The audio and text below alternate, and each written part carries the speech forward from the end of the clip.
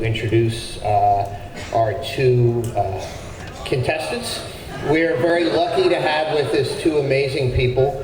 The first is the host of the largest online news show in the world. He's from the Young Turks.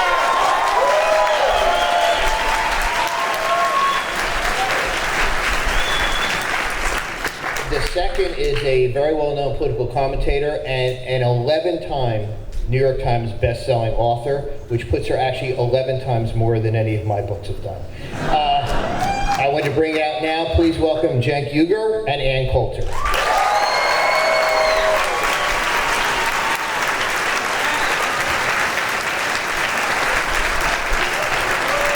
This will be, I am going to leave the stage, this will be a no-holds-barred interview, and conversation should be a lot of fun, and give them your full attention. Thank you. Thank you. Hey, what's up, guys?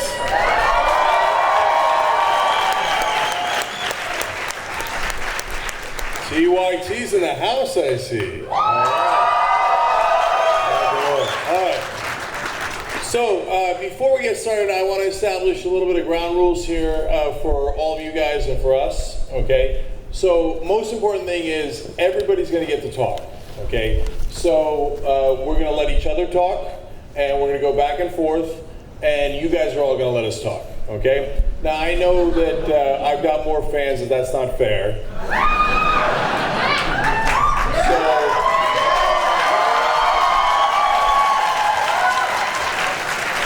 So let's be respectful and let everybody talk. Okay, ground rule number 2 is obviously we've got a lot to talk about. We're going to go back and forth. Obviously, we're going to do some follow-ups. We're not Wolf Blitzer. But at the same time, at some point, we got to move on, so we'll move on, okay? So, Anne, great to have you here. Thank you. Nice to meet you.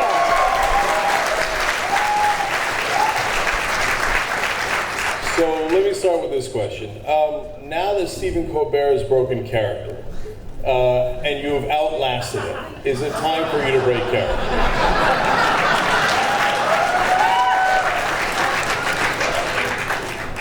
I don't know why liberals find it comforting to think this is a character. I'm beating you guys, but it's an act.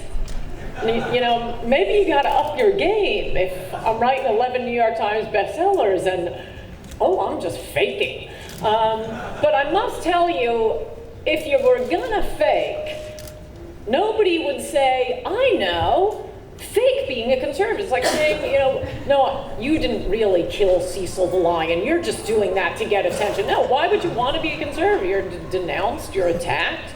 You're not going to be invited on most TV shows are promoted. You will not be celebrated. Why would anyone put on an act to be a conservative in today's media culture? Well, there is a good answer for that.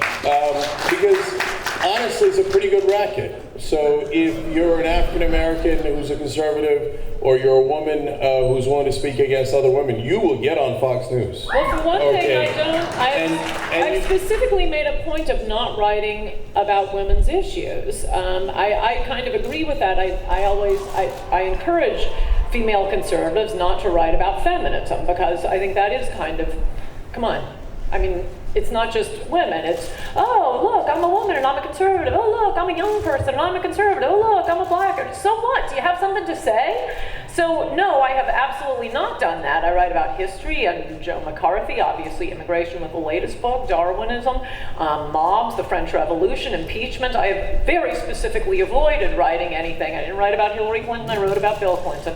And, people only say it's a good gig after it works.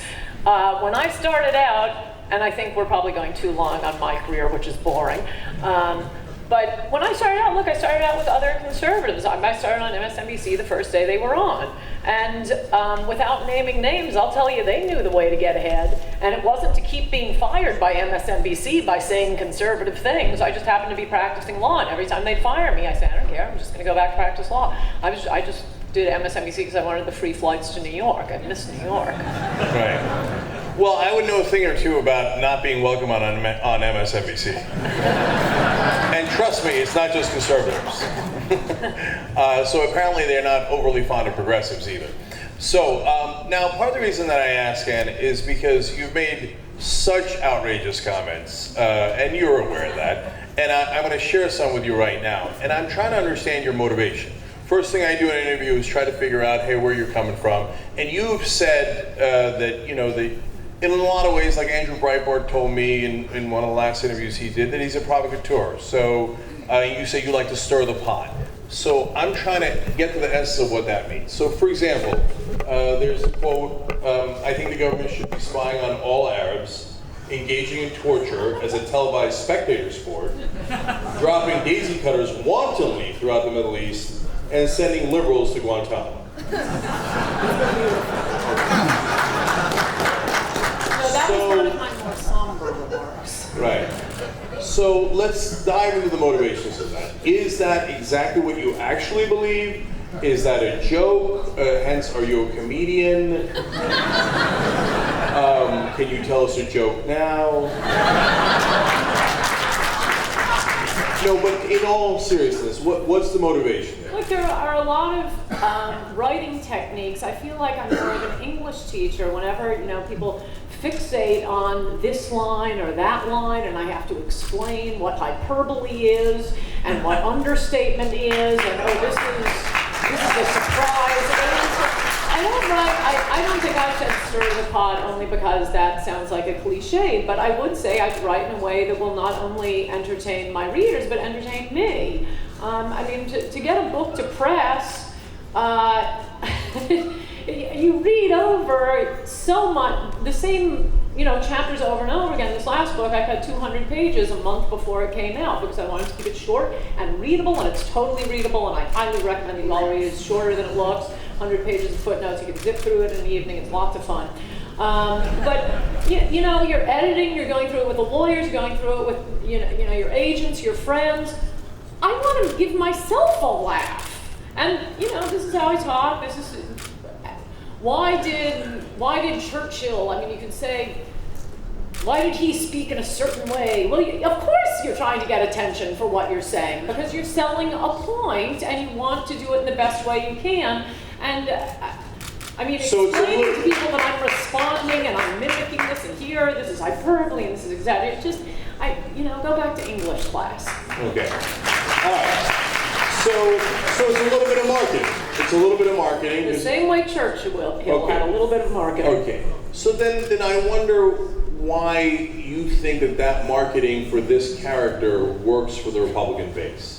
So when you say you would like to... I don't care about the Republican base. Oh, but that is who you sell books. No. But I don't want to cut you off because that you're starting with a premise that isn't true. In fact, I would say I am critical of people who are what probably in most of the eyes of you people here and you see as in my slot. I think too many conservative, I don't know, spokesmen, leaders, talk radio, writers, I think too many of them are followers and not leaders. No, I will tell you what to think. I'm not figuring out where you are. And I mean, I'll give you an example to get back to what I want to talk about, which is the current book. I've been talking about immigration for a long time, and I'd go to tea parties or Lincoln Day dinners with Republicans, and often there would be, you know, other speakers on stage, including some famous speakers, and it used to really drive me crazy. And they'd get up on stage and, you know, shout out Sarah Palin, so they'd get a big applause line. No, nobody was ever expecting me to talk about immigration. I'd do a little of the things that, you know, were topical and in the news, and then I would get straight to immigration. I will tell the Republican base what they ought to be thinking. Okay. So now I'm not playing to anybody. Well, agree to disagree. So we're going to talk about immigration in a second. You mentioned women, and I want to get to some of your quotes about women as well, because you have addressed that topic. What are you, Megyn Kelly? If we want to question people's gender, okay, we can go down that road. I am once again more macho than any of them that grown men. Okay.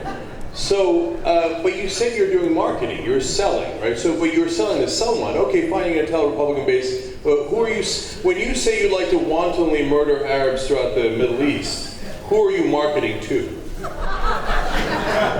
Okay, again, I'm making a point. I don't know when that column was written. You'd have to read the whole thing, but I would say it right now. And what my argument would be is as follows. I was a huge supporter of the Iraq War. I'm angrier at Obama for destroying our victory there than I am at him for Obama.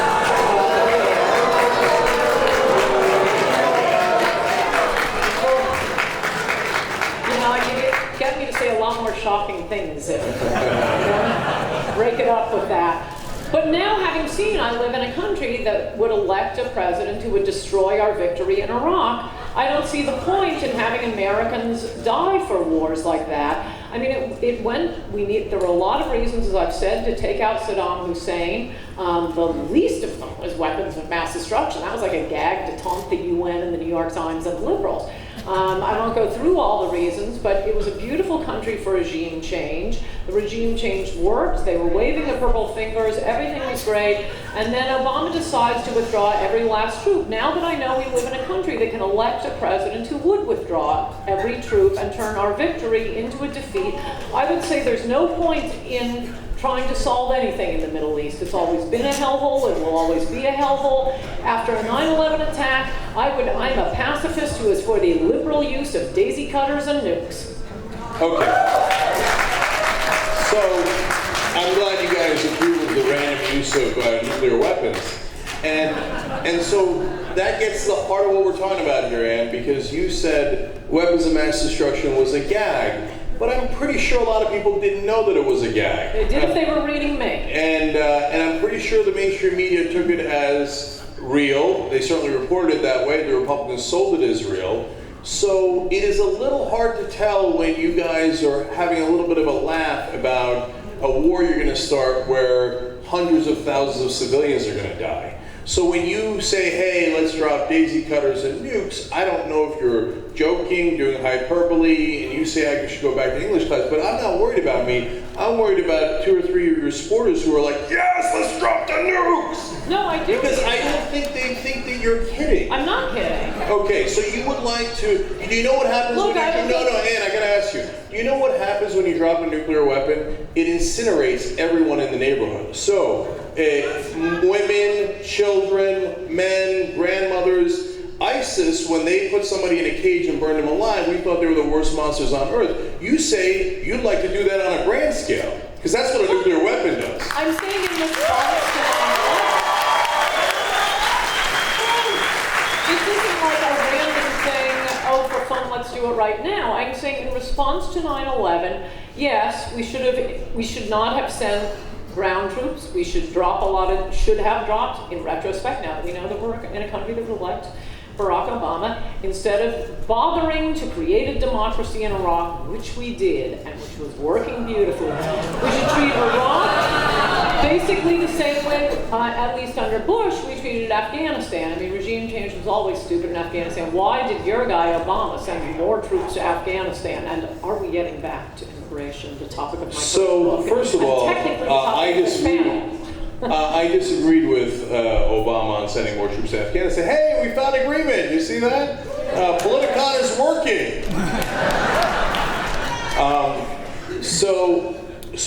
But I missed it. I'm going to ask you about immigration in the very next question, but I missed it. Did you say we should have dropped nukes on Iraq instead? Because you said after 9/11 nukes, and I missed who you wanted to drop the nukes on. Okay, you're going to force me to say the reasons we needed to take out Saddam Hussein. No, but it was nukes? No, well, it's kind of important. Number one, I mean, everybody talks about, you know, the red line in Syria or you know, whether to take out Assad. Look, everything that these Johnny-come-lately liberal and conservative hawks are so enthusiastic about doing now, Saddam was that times 10. He tortured people as much, worse, more people than ISIS did. I mean, bringing in men and attaching electrodes to their genitals, raping women in front of their husbands, killing family members in front of other family members. If we're looking at pure humanitarianism, there's a reason to take Saddam out.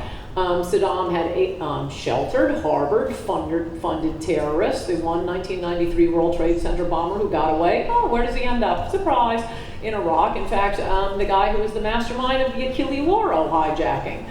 Where does he end up?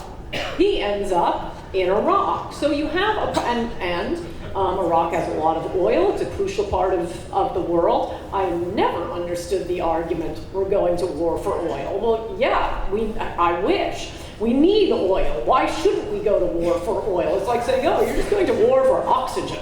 Yeah, we need it. In fact, we didn't get their oil, but that's a good reason. Saddam had also tried to assassinate a former president of the United States. So I said in column after column, these are real reasons, but Democrats in the New York Times, no, they won't go to war anyplace unless the UN approves, unless they get the permission slip signed by the UN. That's why we threw in, just to taunt liberals, oh, and by the way, he has violated UN resolution after UN resolution. Is that why Anne wanted to go in? That was just, okay, liberals, you say we have to be ruled by the UN, he's not following the UN. But the point is, if they're leaving that, the arguments, or the specific argument directed at liberals out, there are a lot of reasons to take out Saddam. But I do not think any American should have died for it, now that it has all been given away. Do not do that again until we live in America that will not elect a Barack Obama. In that case, yeah, we want to do what your guy's doing, Obama, and drop a lot of drones all over, and drop a lot of daisy cutters all over. But I don't want to be spending American money, I don't want to be spending American lives if it's just going to be given away. Okay, I should have also clarified in the beginning, no filibusters as well. Well, technically the topic of this panel is immigration. No, it's actually not. That's not what we're saying. That's not how it was sent to me. Now, first Where's off, John Mack? okay. I'm happy to get clarification on that. First of all, I like that when you said we should just simply take their oil, there was only one person left clapping. Like, us, let's steal their oil. Yeah, me? Yeah? I've asked them not to interrupt. Okay. So the reason I mentioned the thing about the filibusters is because what I had asked you is you said you want to drop nukes. So would you have dropped a nuke? I get your reasons why. You've thoroughly explained how much you hate Saddam Hussein. I think we're all with you that he was a bad guy, a terrible dictator. So would you have dropped a nuke? I mean, that's what and you get what I'm saying? I'm trying to figure out, do you really mean it? Is it just a joke? If it's a joke, they don't get that it's a joke. It could be dangerous. Would you have dropped a nuke? Nuke, daisy cutter, drone, it doesn't matter. And by the way, this complaint about filibustering, the way question and answer is supposed to work is the question and then the answer. And I've given the same answer now 16 times. Okay, so now according to my rule, I'll move on because you clearly answered it. You would have dropped the nuke and Saddam probably would have died as well as maybe a million other people. Uday and Qusay. And 995,000 innocent people, babies burned alive. But hey, we're having fun. It's a hyperbole. It's not hyperbole.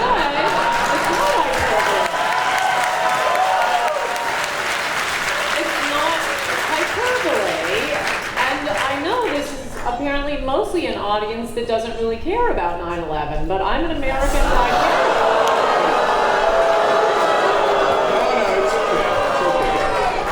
So let's go to 9/11. I was going to go to immigration, but you mentioned 9/11.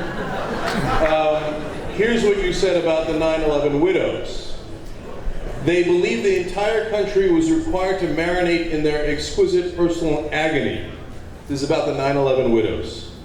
These broads are millionaires, lionized on TV and in articles about them, reveling in their status as celebrities and stalked by grieferazzis. I have never seen people enjoying their husband's death so much. Another hyperbole? Nope.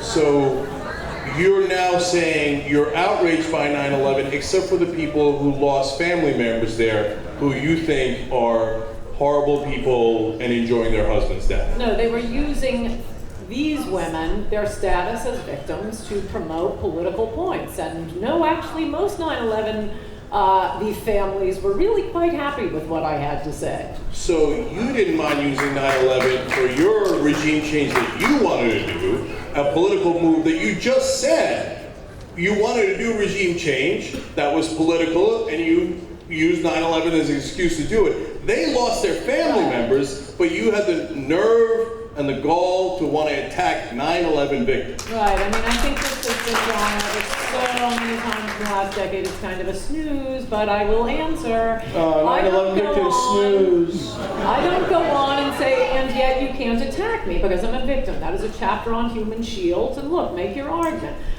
They use their status as victims to go on TV and push for particular political results. When I make a political argument, I don't say, oh, and you can't attack me because my father died yesterday, and you can't attack me because these bad things happen. I hate when liberals do this. They do it all the time. They send out a victim to make their political point. Don't send a victim. You can make the argument. I never sent anybody out. Believe me, I made many arguments.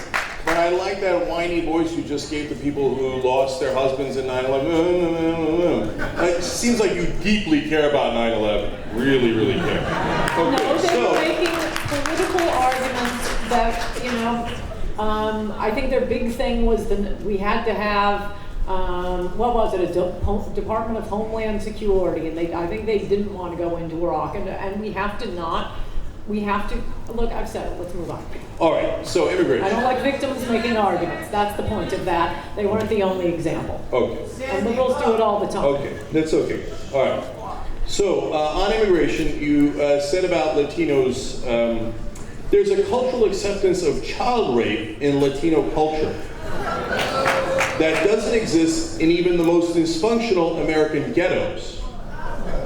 When it comes to child rape, the whole family gets involved. Right.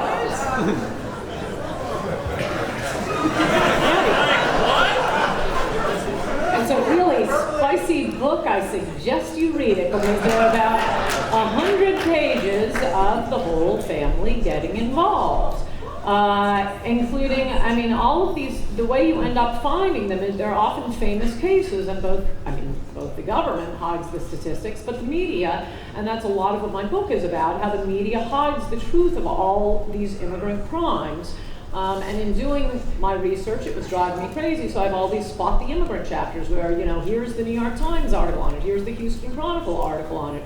And it's not until, there's a trial or the INS and translators show up in court that you figure out that Baby Hope, New York City was put through the search for the rapist and murderer of Baby Hope for 20 years with millions of taxpayer dollars, the entire city involved in this. It made international news. This poor little 4-year-old girl's body found in a cooler off the Henry Hudson Parkway. Police, the resources that were devoted to this case, 20 years later, they finally get it. It's a whole nest of Mexican illegal aliens. The victim, the mother, everybody in the family knew. And all of the mainstream media articles, Daily News, New York Times, People Magazine, ABC, CBS, all of them, none of them mention that these were illegal aliens from Mexico. Same thing with a very famous gang rape down in Texas, more recently, gang rape murder of 2 little girls, 14 and one had just turned 15 years old, cutting through a park in Texas on their way home from a pool party one summer night, and just a heinous, sickening gang rape. The girls were stomped, beaten, murdered. The men put cords around their necks, pulled as hard as they could on either side. A few days later, the bodies were found, had to be identified by their dental cavities. For a decade, this was making news. They get the suspects, they're rounded up, they're very aggressive, they're unrepentant. And it was not until they used the Mexicanness of the lead rapist. That's very weird. Are you going to boo the? What I'm saying is a fact. The fact that he was a Mexican national, not an American citizen, was used to overturn his death sentence. That is the first time the mainstream media so much put the word Mexican within a million miles after all of this mainstream media coverage. That is a lot of what my book is about, which is why it reads like Forensic Files and Law and Order. It is shocking crime after shocking crime, and yes, we are importing primitive cultures in enormous numbers, not just from Mexico, from the Middle East. Well, I did not know we had a crowd that was so fond of clitorectomies and honor killings and child rape, but apparently we do. Americans aren't used to these sorts of crimes. and it comes, we're not really prepared. I'm not sure we have the manpower to deal with it. Okay, so this interview is, all right guys. The interview is working. We are getting a clearer vision of Ann Coulter, okay? So if you are from one of those primitive cultures, then you know which side you're on, right? Is she on your side? Are the Republicans on your side?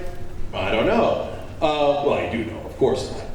Now, Ann, you mentioned a couple of horrific cases that happen to be done by Latinos, Mexican nationals, etc. Now, can I do that with white people? Easiest thing in the world. We covered it. I mean, yes, there's the Jean Benet Ramsey. There's It's irrelevant. There are a whole. When it's white people, it's irrelevant. When it's white people, it's irrelevant. But when it's Mexicans, they are primitive. They are primitive. You have no choice. And We you have talk no about. choice about our native criminals. I'd love to deport our native criminals. We have no choice. There's no reason for us to be bringing in other countries' criminals, in addition to the fact that, yes, child rape, honor killings, clitorectomies, haven't seen a lot of that in Anglo-America. It is primitive cultures, and I guess we also really? know 'Cause that's that funny. this is an audience that does support clitorectomies, honor killings, and child rape. No, So and that's what we don't do. ascribe it to so-called primitive cultures coming from a certain ethnicity like you do. For example, the example I was going to use was we just covered on the Young Turks about a week or so ago, 2 weeks ago, a guy who had raped a 2-year-old, and it was his girlfriend's daughter, and he was a white guy, and you would have said, why didn't they mention that he was white? He was so white when he did that rape. I'm quite sure the media reported okay. that, and by No, the they way, didn't. I don't notice any of my side in the room booing you for mentioning that. We don't have this I ethnic mentioned, thing of, and I guess you're not getting I it. must have to defend Jeffrey Dahmer because he's white. Don't punish him. But gosh, a lot of people are upset when I talk about Mexican child rapists and Muslims honor killing and Muslim clitorectomies. Oh no, we must defend them. White people don't do that. Hold on, and apparently you're not getting it. So let me be a little clearer. Because no one in this room thinks that that guy did the rape because he was white, okay? And no one thinks that the couple of Latinos that you chose to demonize, not those particular guys, what they did was horrific, did it because they were Latinos or they were Mexican nationals. Only you think that because what you want to do, unlike the rest of us, is say, it's the Latinos. It's the brown people. Watch out for them. They're rapists. They're criminals. That's literally what you said, right? And that's what we're here to stop. No, what I'm saying is, which you just studiously are ignoring, is it is the immigrants, i.e. people who do not have a right to be here. Again, we can't do anything about our native-born criminals.